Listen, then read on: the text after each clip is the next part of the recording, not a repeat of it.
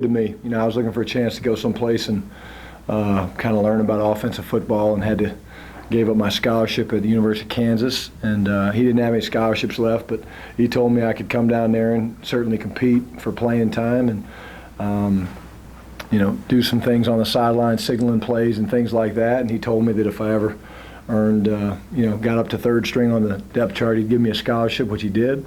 Showed me some video of Danny Werfel. I watched Danny throw, and I was like, I can beat this guy out. Little did I know that Danny would go on to have such a great career, but yeah, I hold him in very high regard. He's great to me. It'll be fun to compete with him and against him on Saturday night. Brian, you've done a ton of your career. You've done a lot in the NFL. Is there a small part of you though that would like to, I don't know, to show your, I guess, mentor like that hey, I've arrived, so to speak, and it can be successful? Well, I mean, obviously, I'd love to win the game for the team. Sure. You know, he's the most competitive person I think I've ever met. Talking about Coach Spurrier, doesn't matter what we've played. You know, whether it's golf or just different things that we've played over the years. You know, when I was in school, and he'd always take the quarterbacks out. So it would certainly be special to beat him.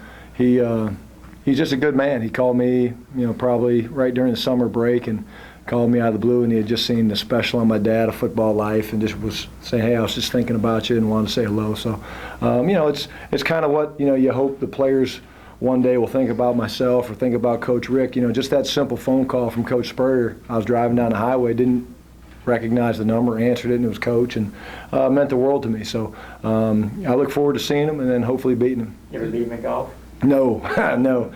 He was really, like I say, very competitive. I came close a couple times, but he always found a way to pressure me probably and find a way to beat me.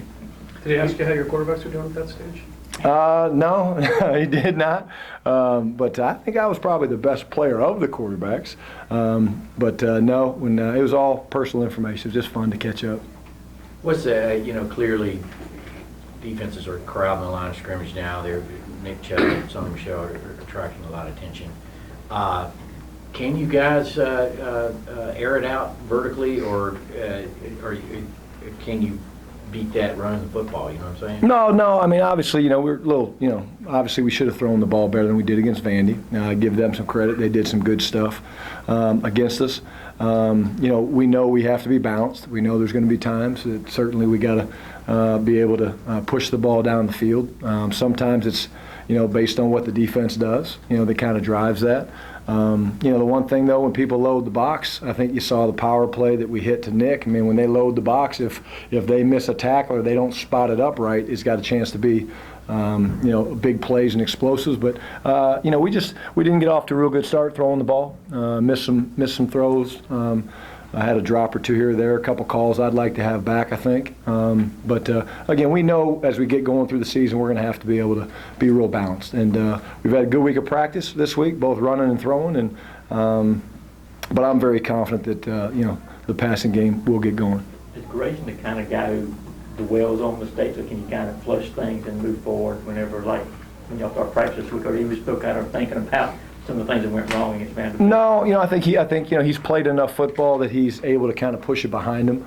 He's a little bit of a perfectionist.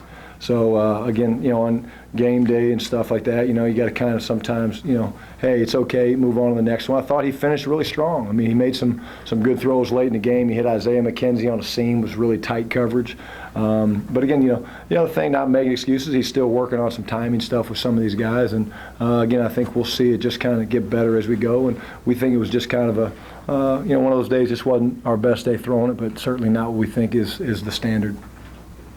Plan for Bryce to get in like we've seen the first couple of games in the first half still, or is his participation ramped up because Lambert was less? No, again, I think obviously what we've said from all along is that Grayson's a starter. We might play the other two guys some. Bryce has obviously gotten in. Again, there's not a set number of plays that we're trying to get for either guy. The two games, obviously we lost the whole quarter almost against Louisiana at Monroe. Last game was kind of one that we had the lead late, kind of took the air out of the ball a little bit, to be honest with you. Had some tough field position, but again, all the guys are getting reps. Again, Bryce, his number of reps is kind of dependent on how the game goes. But Grayson starts, and all those guys, including Fatone, need to be ready to go. When people ask, and people have kind of latched on to how the game started at Vanderbilt, and they see what Grayson did at Virginia too, and they worry. What went into your all's thinking on saying this is going to be our guy this year? Well, certainly it was and we didn't say, this year. I mean, we certainly said, hey, we're going kind of game by game. But, Grayson did some really good things like the other guys did as well. I think he was probably the most consistent throughout the whole course of the fall camp. The thing about the passing game is it's not just the quarterbacks.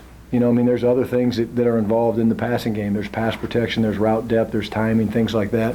But again, we feel very comfortable that, whoever the guy is, that they should go in and play at a high level. And I thought Grayson played very well in the first game.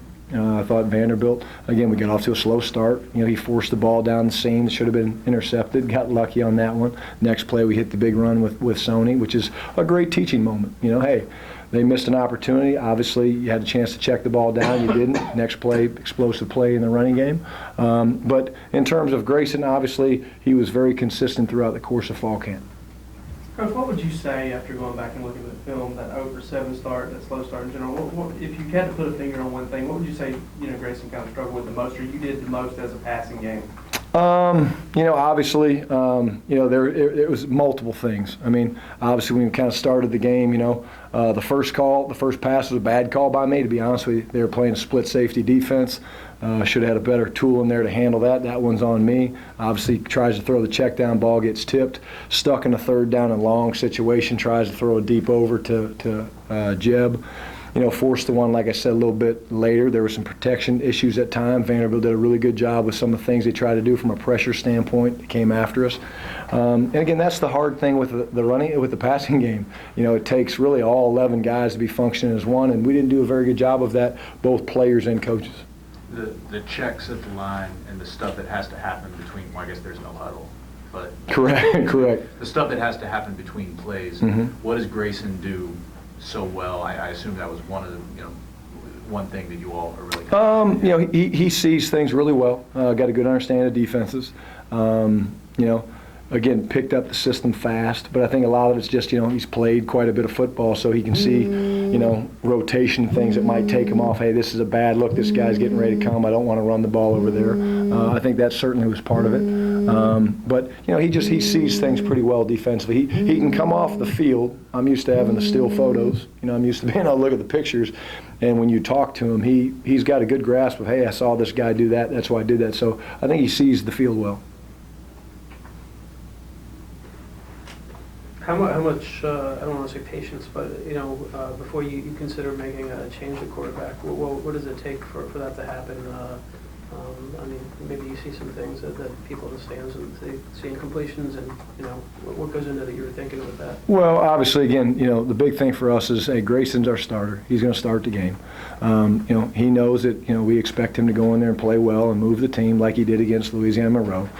He also knows that there's a good chance we're going to play Bryce, maybe Fatone, along the way. And the biggest thing for all those guys is to go in there and do what we want them to do, which is take care of the football, which I think, we're pleased with that. We've had a few balls come out, some great effort to get the ball back. But, we don't want anybody looking over their shoulder. Grayson doesn't need to go out there and say, hey, I got to play great or else they're going to. Because whether he plays great or not, we're probably going to play the other guys a little bit. So, again, we're at that point right now where we're not panicking. That game's behind us. We didn't play very well offensively, especially in the passing game, but we found a way to win. And I think that's a positive, and now we've moved on. We're getting ready for South Carolina, which will be, again, another challenge. Another group's going to load the box. We know that, and, again, we expect it to be a dogfight.